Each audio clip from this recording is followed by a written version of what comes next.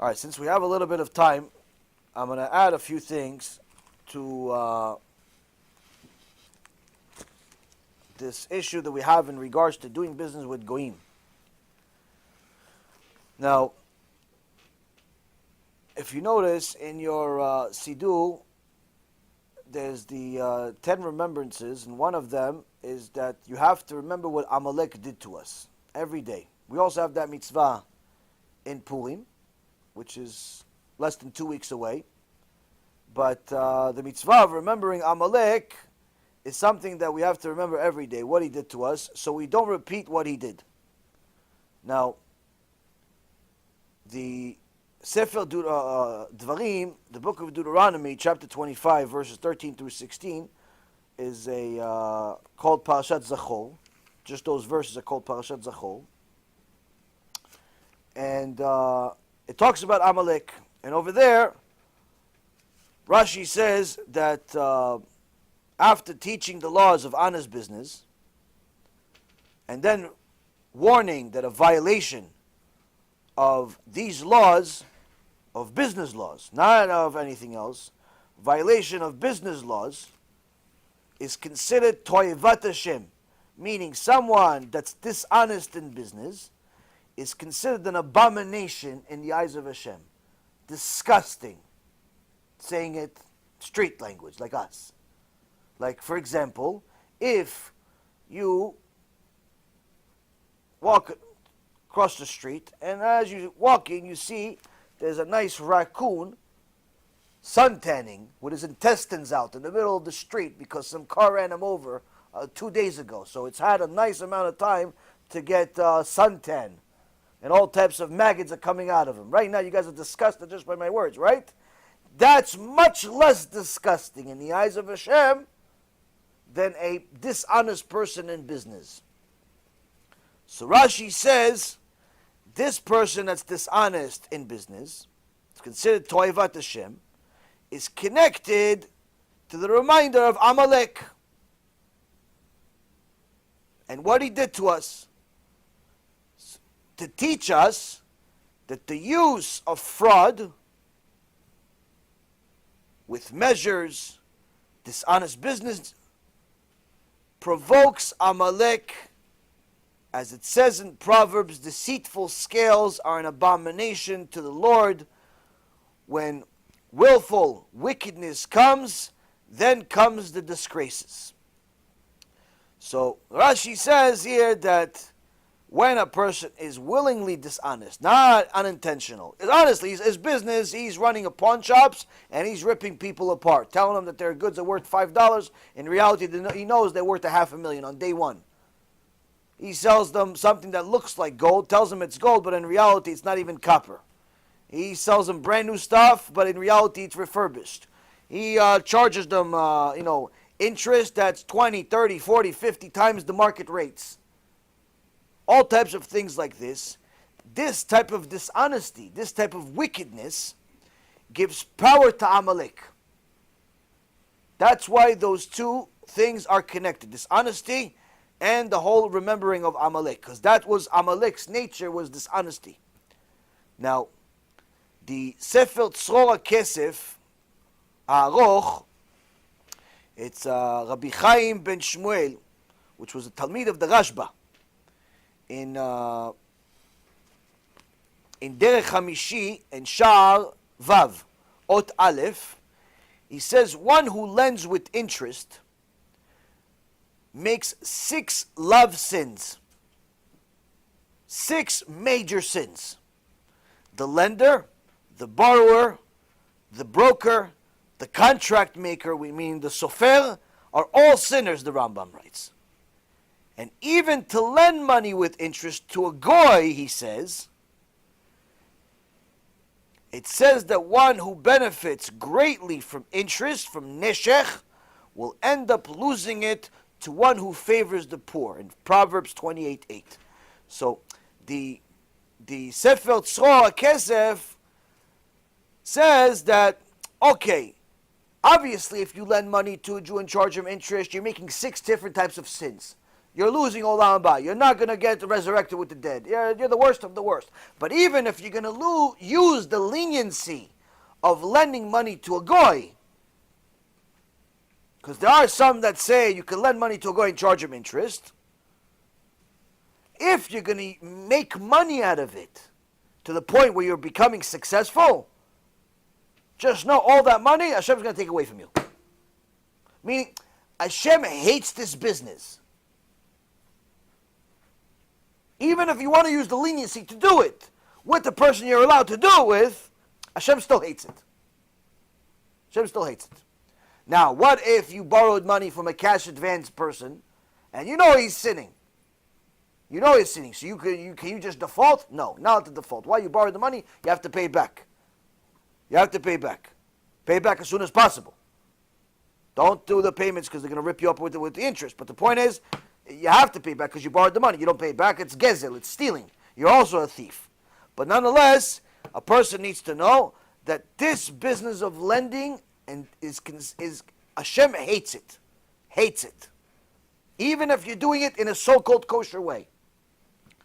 Now, the Yalkut Yosef Kitzur Shulchan Aruch, Yoreh De'ah, Siman 159, Ilchot Ribit, Seif 8, says, the Torah permits us to lend money to a goy, but only to make a living was the heter made for. Meaning only to lend money to a goy is allowed only if it's just enough to make a living. You need $3,000, $4,000, $5,000 a month to pay your bills. That's it. You're not allowed to make a penny more. You're not allowed to get rich off of this business, even on the permissible side. And not to become wealthy, says the Yalkut Yosef says, unless the person is a Talmid Chacham, who's even permitted to become wealthy from it. So, if a person is a Talmid Chacham, he has a little bit different rules. But how many people are Talmid Chachamim in any of these cash advance places? I don't even think these people know how to read Chumash sometimes. But nonetheless, you have a serious situation. Now, Arav Yosef Shaul Natanson, in Sefer Divrei Shaul, Ilchot Edut, Perek 2, Halakha number 5, says,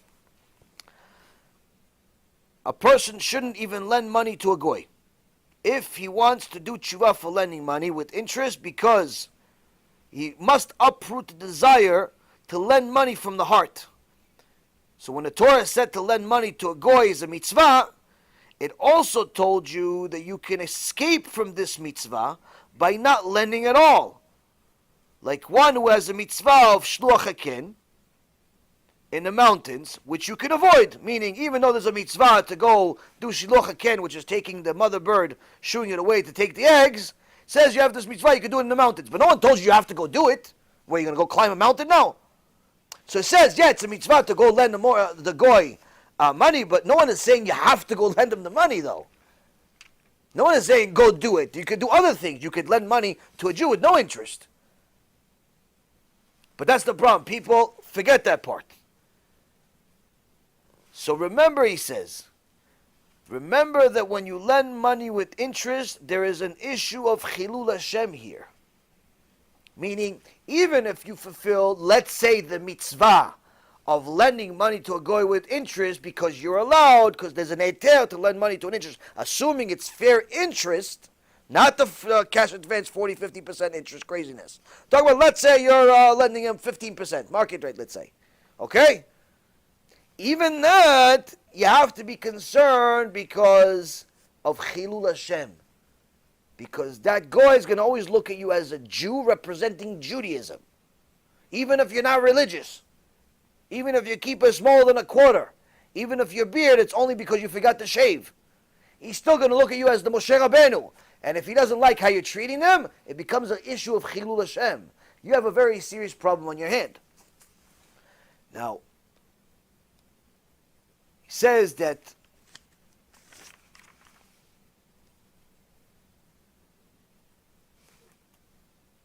a person is seriously in taking a big risk, even trying to make a living out of this business.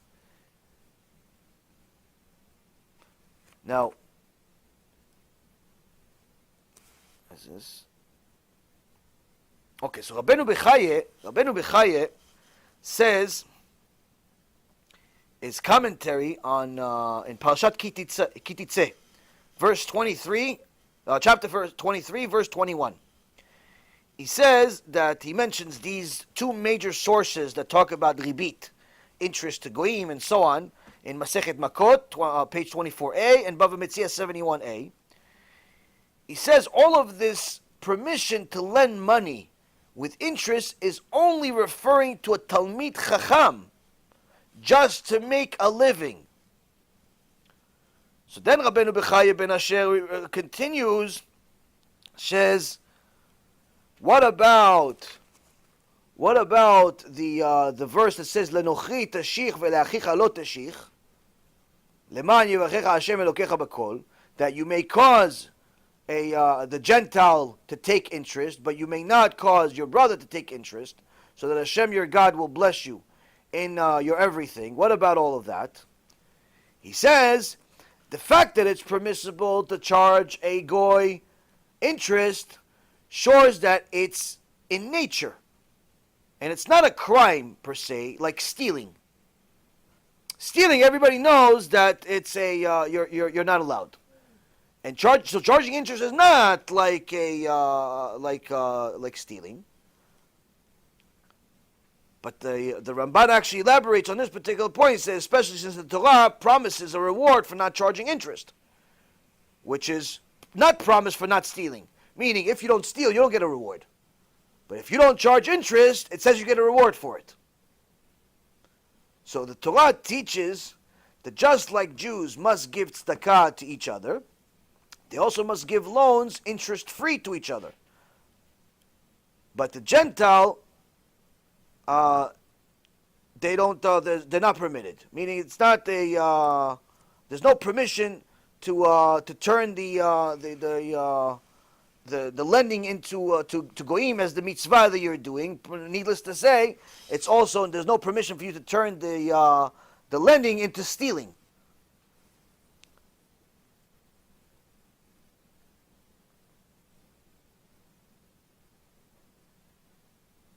So, further on that particular verse in Leviticus 25, verse 37, where it says, "Et kaspecha lo titen lo, beneshech ubimarbit lo titen echalecha ani Hashem." It says, don't give him your money for interest or for increase. Don't give your food. I am Hashem.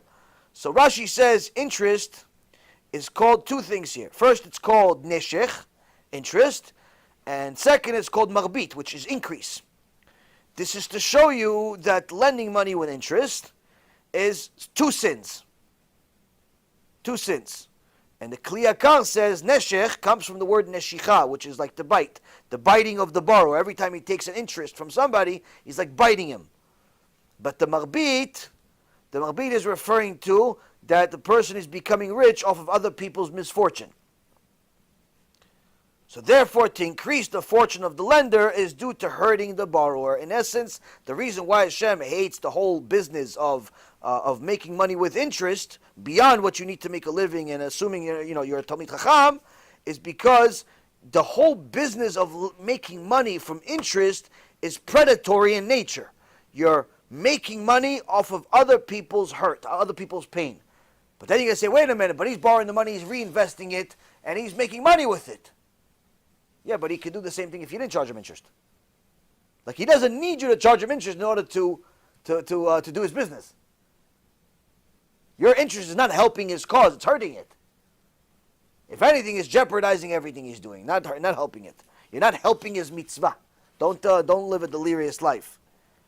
Now, in Exodus 22:24, says, when you lend money to my people, so to the poor person who is with you, don't act towards them as a creditor, it says. Don't lay interest upon him. So the Kli Yakar says, if you help the poor by giving them an opportunity to do so, Hashem helps you. And Hashem requires a person to have compassion for people that are needy, meaning that charging them interest is the opposite of being compassionate. It's a bad midah. It's a bad character trait.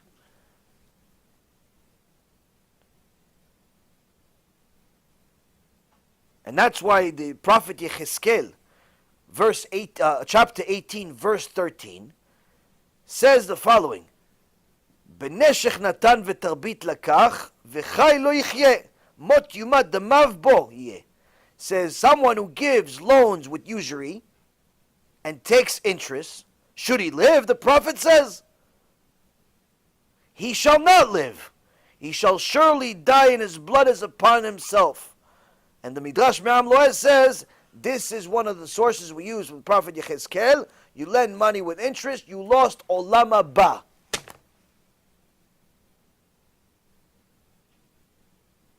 Because when the Prophet says, what, someone lends money, he's going to live? What does he mean live? Not live here. You think he's going to get Olam HaBa? You out of your mind? He is not only going to die, but it's his fault. Why? Because he knew it was wrong. After you're in the business for a few months, you start seeing people default. You start seeing people cry that they can't pay on time, and so on and so forth. You're seeing the whole business is gross. You're seeing it. You have a whole file of default. You give it to somebody else, and they start calling him and hounding him in the middle of the night. Sir, when are you going to pay? Start knocking on the door, sending him lawyers, doctors, this, that.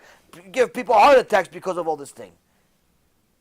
So, Prophet Yechezkel says, Damav bo is its own fault. He knows. His blood is on his own hands. Now, some people, that are the wicked people, think like Lut, who said, why put the muzzles on your sheep? Let them eat wherever they want. Because anyway, Hashem promised everything to Avraham.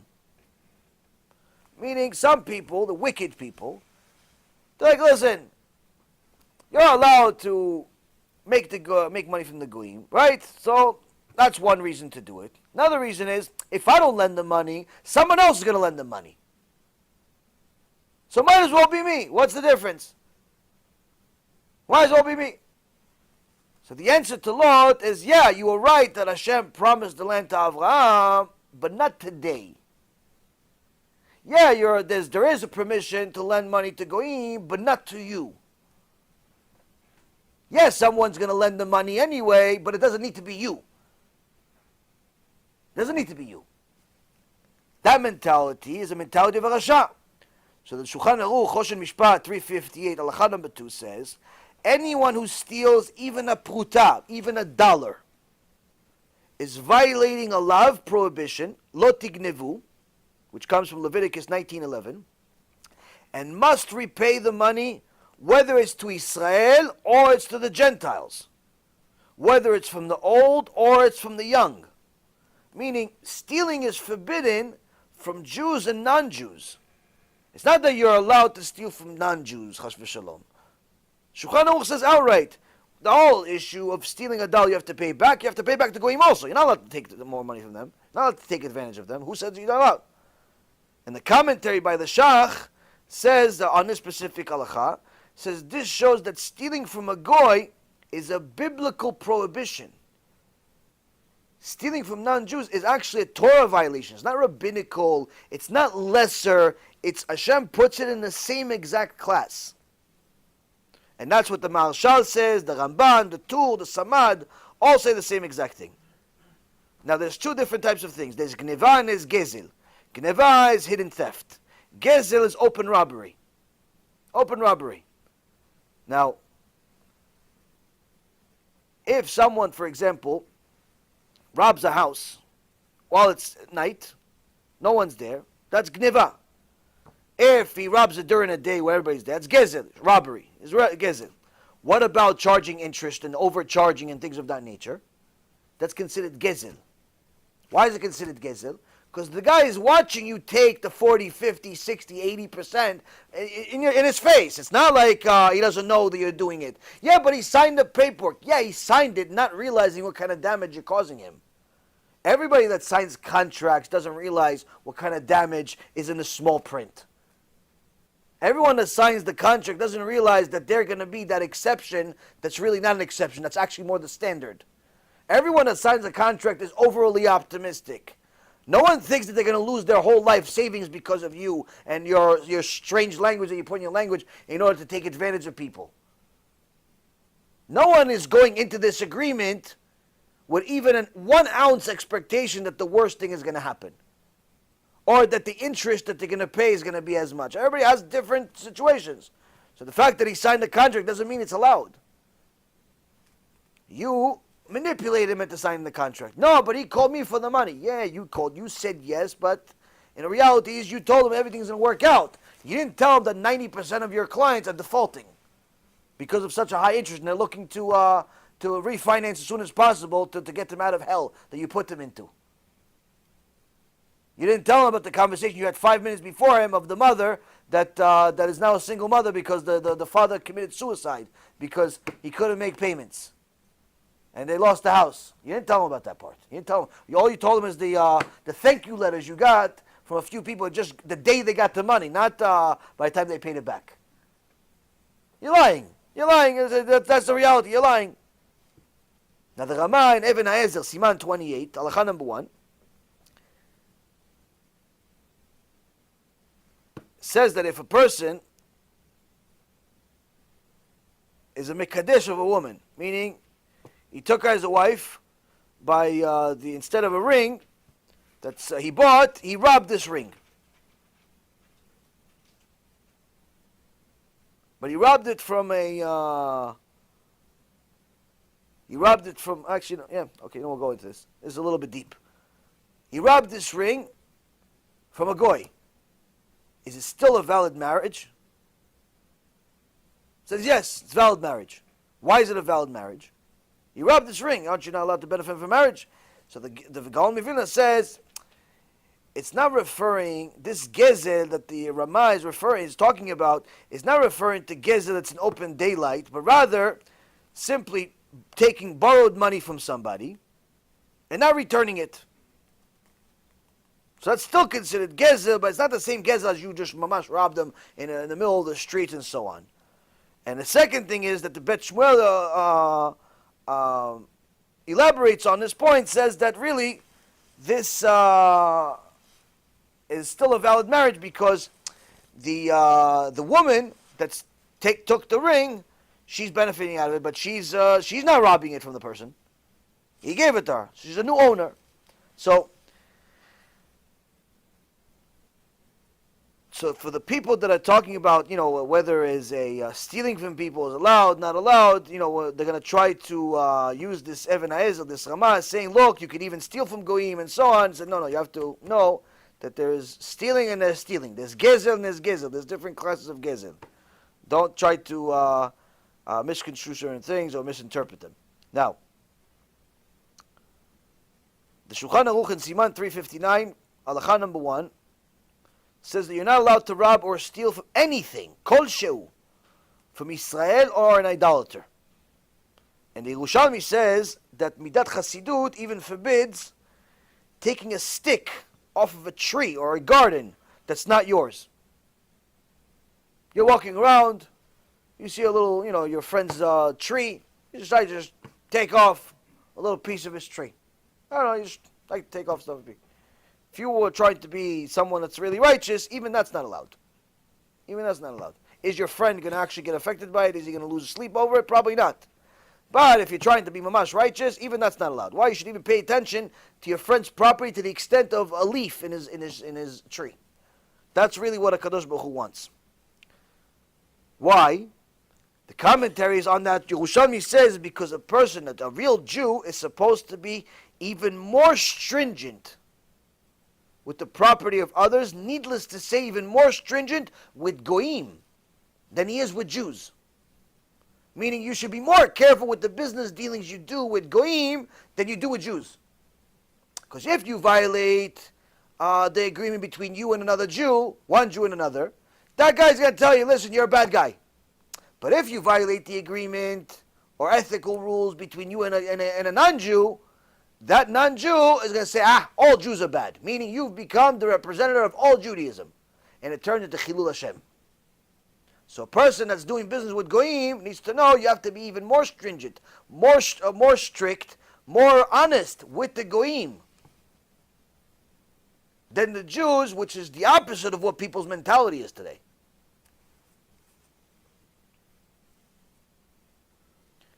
So what's one of the examples?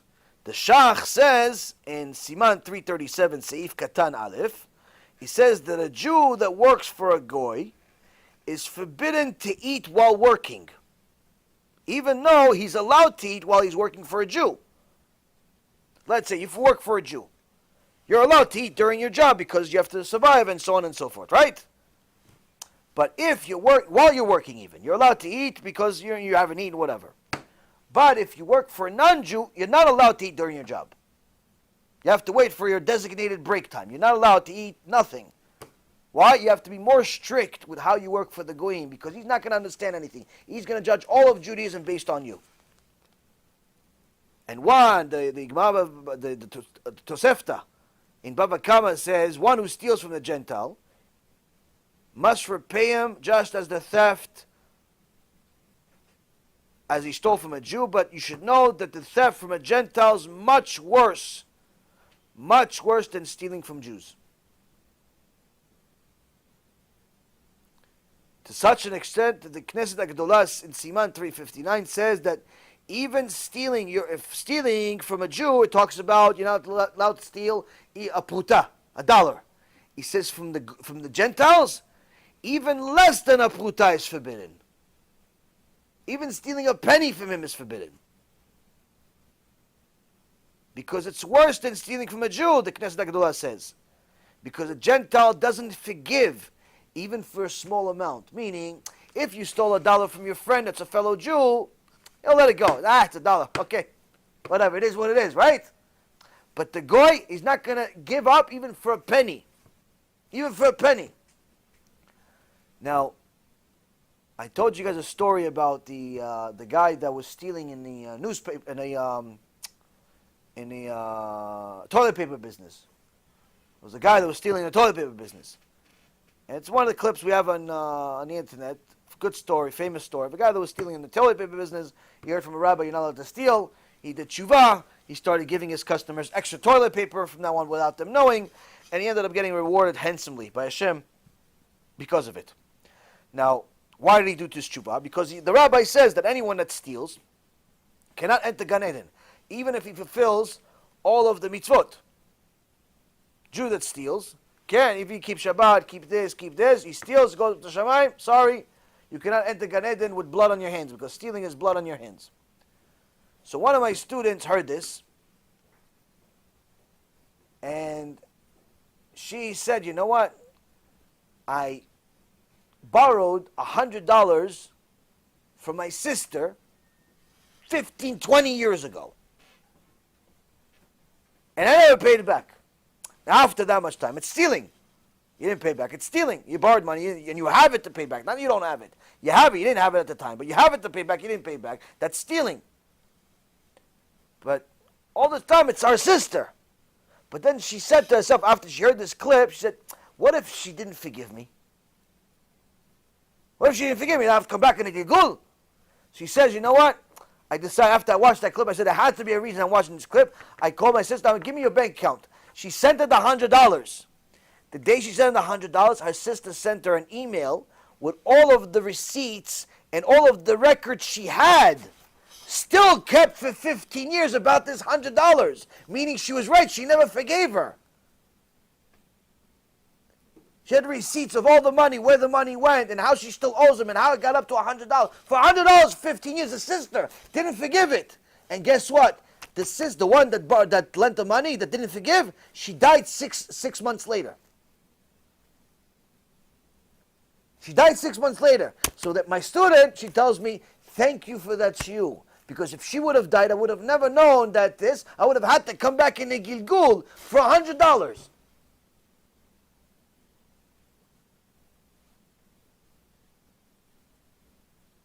Unbelievable how Torah shows you how right it is. So the Knesset HaGedolah says it's even more forbidden to steal from a goy, to the extent where even if it's less than $1, because the goy is never going to forgive the Jew.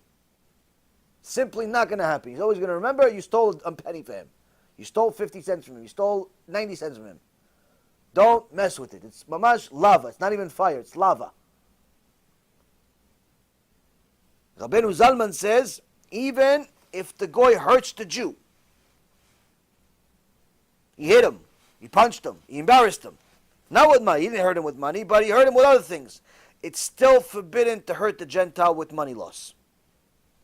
Even if the goy punched him in the face and hit him, and he's the worst guy in the world. Still not allowed to steal from him. Yeah, but he's a bad goy. Doesn't make a difference. Still not allowed to steal from him. Just because he's bad doesn't give you permission to be bad. Now, Shulchan Aruch 228, Halakha number 6, says it's even forbidden to deceive the Gentile with Gnevat Dat. And the Sefer Pitrei Choshen adds that even if the Gentile will never find out that you cheated him, you're still not allowed to deceive him. Even if you cheated him, but he's never going to know. Let's say, for example, he came to you and says, I want to buy kosher meat, and you sold him non-kosher meat for the price of kosher meat, which is more expensive. He's never going to know if it's kosher or it's not kosher. He's never going to know. There's no way. It's not like something in the meat. He's going to know it's kosher or not kosher. There's no way he's going to know. He says it's not allowed. Not allowed to even if he's not going to find out. Even if there's, let's say, no way for it to be a chilul Hashem. Still not allowed. And the Mordechai says you're even forbidden to lead him astray, to allow an error. This all applies to this cash advance business. Why? Because they're saying, listen, we're giving him a contract. With all the terms, we're going to charge him 40, 50, 500%, whatever it is. If he signs it, it's his problem. No. The Mordechai says you're not allowed to lead him to a point where you know he's making a mistake. You know that no normal human being with common sense is going to sign such a contract that's going to pay interest that's simply unpayable unless the business doubles in size. It's just no one would ever do such a thing. No normal human being would do such a thing. No normal human being would sign a contract where you're pretty much putting a gun to his head, where if he's late or if he defaults by payment by 1 month, you pretty much took over all of his possessions because of the confession of judgment part of the contract that they have. Where guys default on a payment by 1 month, in 24 hours they take over all of his possessions. No one normal would ever sign such a thing. No one normal will ever sign such a thing. And even without the confession of judgment, no one normal will sign a deal where you're going to pay him 80% if he's not in desperate, unrealistic terms. So even leading him astray to allow him to make an error, the Mordechai says in his commentary in the Shulchan Aruch says it's also not allowed. And that's why the verse in Leviticus says, "Velo tonu ish et amito," that you should not grieve your fellow because you have to fear your God. This is referring to business conduct.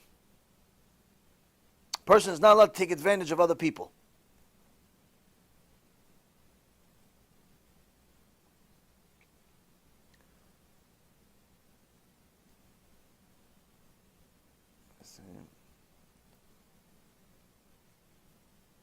Now the Pele Yoetz, we'll finalize with this. The Pele Yoetz is this. The Pele Yoetz in Erech Gezel says, sadly, the intentional forgetful that the Gezel has become an eter, meaning permissible, in their eyes by changing its name to hustling or to being shrewd, because we know stealing from a goy is worse than Israel because of the Chilul Hashem. So he says that people are calling they're stealing, they're calling it I'm just hustling, I'm just being shrewd, I'm just being aggressive, but as if it's allowed. He says, we all know it's not allowed. We all know it's stealing from Goyim is 100% Chilul Hashem, as the Mekubalim, like the Chida, the Arizal, and the Chida mentions the name of the Arizal, and also Rabbi Chaim Pelagi in Kaf HaChaim 21:7. They all say, Israel that steals from a Goy caused the Sar, the angel of the Goy, to take the shefa, the reward that the Jews are supposed to get, they take. Meaning, when a Jew steals from a goy, he's given permission to the angel of the goyim to take the reward of the Jews. So when you have Jews benefiting from stealing from goyim, even if you're not the one that's stealing, you're not stealing, but there's guys in the neighborhood that are stealing. There's guys in New York that are stealing. There's guys in Florida that are stealing. There's guys that are stealing the Jewish people. They're also hurting you. Why? Those people that are stealing from goyim, they're giving permission to the angel, the sal of the goyim, they're giving permission to take it back. Meaning, Kol Yisrael Aravim Zeh Lezeh is not just in the physical form, but also the spiritual. When we allow Jews to take advantage of non-Jews, all Jews lose. All Jews lose. And that's what in the late 1600s, the Rabbi Moshe Rivkash, the Ber Agola, writes this. I write this for future generations because I've seen many wealthy men that benefited from the mistakes of the goy, not even from stealing from goyim. He says, I've seen many people that became wealthy from benefiting from mistakes of goyim lose all of their blessing and all of their money. Because they didn't even take advantage of the goyim by stealing from them and so on. They just benefited on a regular basis. Every time a goy made a mistake, they took advantage of it. They never told him. The guy gave him a change. Instead of giving him $100 change, he gave him $1,000 change. Instead of giving 10 tens, he gave him 10 hundreds. He didn't pay attention to it. This guy loved when goyim were making mistakes. So the Ber Agola says, I saw some people that were rich, got rich off of those mistakes. Every time the goyim would make mistakes, they never say a word. I saw Hashem take every single one of their dollars. All of them. As the Sefer Hasidim wrote, that those who returned the mistakes of the goy made a Kiddush Hashem and had their wealth grow rapidly. He says, I saw the two sides. The people that took advantage of the goyim, they ended up losing everything they have. It looked like they were getting rich in the beginning. They bought a bigger house, they got a bigger company, got a bigger building, but in the end, they lost everything. They lived like homeless people. And then the people that did the right thing, they gave the money back to the goyim, they didn't take advantage of the goyim, they did good, even though they didn't have much to give. They did it, in the end they got a blessing from Hashem where they became the rich. Meaning that HaKadosh Baruch Hu loves honesty to the extent that if a Jew is honest in his business, there's no question that he will have bracha. He will have bracha. And bracha, Rabotai Kareem, has no number on it. Because when you have bracha, you simply have everything you need. And there's nothing better in the world than that. I know a few people that have millions and millions of dollars, but no bracha. All of their money is being wasted on medical bills, lawyers, doctors, Shem Yachem, all types of divorces, all types of horrible things. They were better off not having the money. And then the few people that don't have very much, but they have almost as if like they're richer than anybody else. Why is that bracha? That bracha. So a person that steals, a person that's dishonest, a person that's unethical in business will never have bracha, no matter how much money he donates. So much so that the Klosenberger Rebbe said to a rich guy that came to his Bet Midrash to donate big money, like millions of dollars, to one of his yeshivot. When the Klosenberger Rebbe spoke to him, he says, what do you do? He says, I have companies, this, that, the other thing. So the Klosenberger Rebbe says, wow, so you must have a very, very difficult schedule. Must have a very difficult schedule. He goes, no, Rabbi, I already made so much money. I'm relaxing. All my companies are making money on their own. And I just go, I play some poker and some cards with my friends. I go on vacation, have a good time. But thanks for caring, Rabbi. The closing of Rebbe's face changed. He looks at him He says, "Ata lo mitbayesh? You're not ashamed of yourself? You're already 70 years old, and this is how you act? Where you don't learn any Torah, instead you go play in a casino? Instead you go play cards with your friends? When are you going to know Torah? What, you think he says to him, what, you think you're going to go to heaven because you're donating money? Just so you know," he says to him. Everybody's there. So hundreds of people there watching this. He says, "Just so you know, all that money that you donated, you're going to go to Gehenom for it." Why? Because that money was made from gambling. That means that those boys that benefited in that yeshiva that you paid for,